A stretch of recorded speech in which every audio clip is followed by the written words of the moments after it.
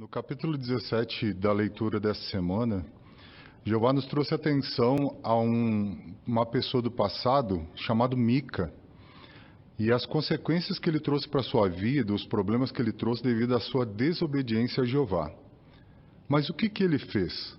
Acompanhe comigo, por favor, aqui em Juízes, capítulo 17, versículos 1 e 2, por favor.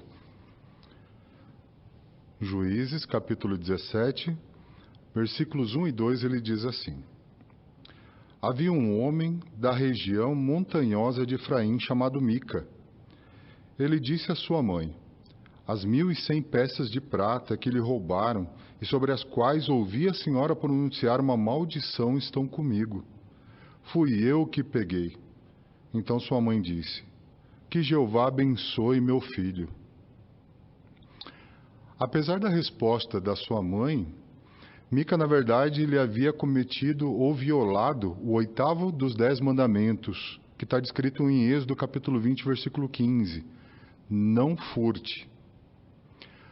Nós sabemos a respeito da seriedade do roubo ou do furto, mas o que tornou isso um pouco mais grave ainda é que naquela ocasião eles tinham as leis de Jeová, que os orientavam sobre o que era certo e o que era errado, e tinham o sacerdócio que ajudavam também a lembrar das leis de Jeová e a seguir uma vida da maneira como Jeová estipulou, de uma forma que agradasse a Jeová.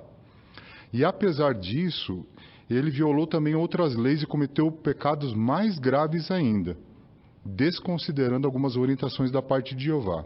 Vamos ver juntos agora os versículos 4 e 5 do mesmo capítulo, capítulo 17, por favor. Capítulo 17, versículos 4 e 5 diz assim: Depois que ele devolveu a prata à sua mãe, ela pegou 200 peças de prata e as deu ao ourives. Ele fez uma imagem esculpida e uma estátua de metal, e elas foram colocadas na casa de Mica. Este homem, Mica, tinha uma casa de deuses. Ele fez um éfode e ídolos domésticos, e fez a ordenação de um dos seus filhos para lhe servir de sacerdote. Esses versículos eles já mostram algo muito sério que ele havia cometido. Em Êxodo capítulo 20, versículos 4 a 6, Jeová deixa muito claro a posição dele com respeito a ídolos. Ele menciona: Não faça para vocês imagem esculpida, e não se curve diante delas nem a sirva. E Jeová ainda enfatiza: Sou um Deus que exige devoção exclusiva. Nesse caso, o versículo ainda mencionou que Mica, ele tinha uma casa de deuses, então não era daquele momento que ele passou a fazer aquilo. Ele já vinha praticando. Ele tinha um local que ele considerava como sendo sagrado aos seus olhos, né? Mas, na verdade, ele estava desconsiderando, por exemplo, totalmente o tabernáculo de Jeová que se encontrava em Silo, que foi aonde Jeová estabeleceu para ser adorado.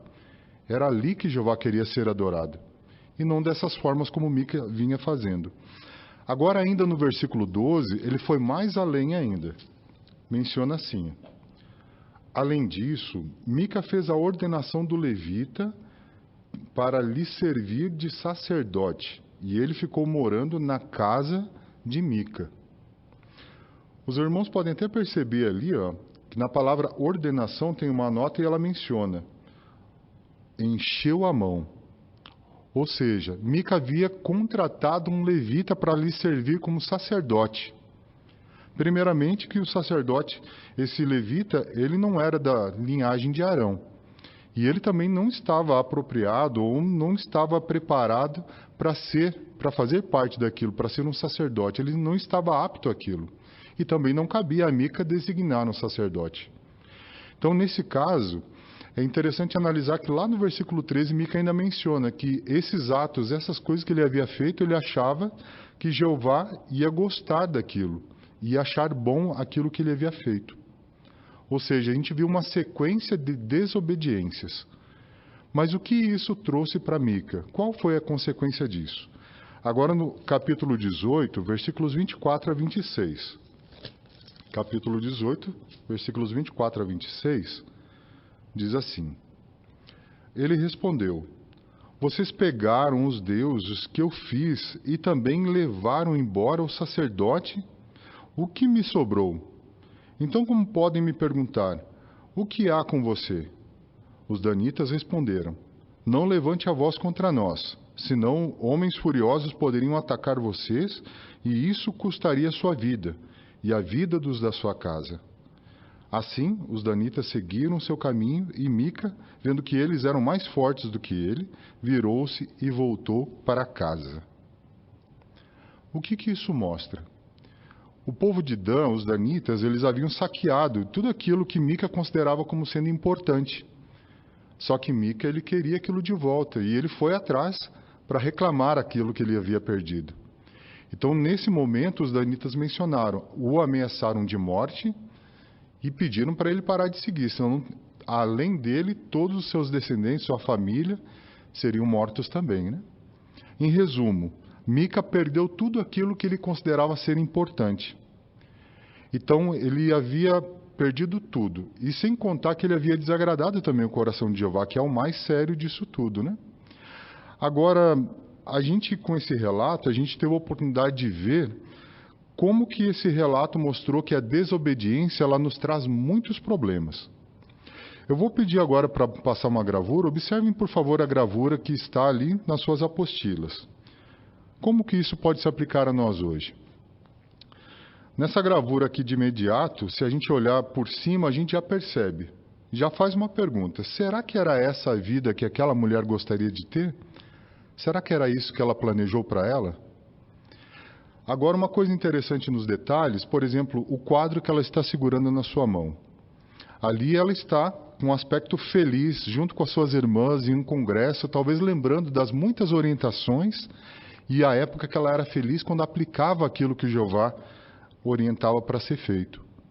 Também um livro na mesa, mantém-se no amor de Deus. Talvez ela estivesse recordando alguns pontos que ela havia deixado de fazer. Agora sua vida estava assim. Talvez ela se envolveu em um relacionamento que não estava de acordo com a vontade de Jeová, já tem um bebê, sua casa está bagunçada, a pessoa que está com ela é entregue aos vícios, quem sabe ela mesma já está com vícios, né? E um detalhe interessante, irmãos, que na mão esquerda dela não mostra uma aliança. Talvez ela nem tenha se casado também com essa pessoa. Então imagine quantos problemas. Olha o aspecto do rosto dela. Será que ela está feliz por ter desconsiderado as orientações de Jeová e seguido o seu coração? Ou seguido aquilo que ela achava ser certo? É bem provável que não, né? Pelo que nós observamos aqui. Então, com certeza, esse relato ele nos mostra como desobedecer às orientações do nosso Deus Jeová, ele traz muitos problemas para a gente. Mas temos que nos fazer uma pergunta. Como obedecer a Jeová tem sido bom para mim? Agora, quando a gente parar para meditar nessa pergunta e a gente analisar, apesar dos muitos desafios que nós temos no dia de hoje, com certeza nós vamos perceber que Jeová tem nos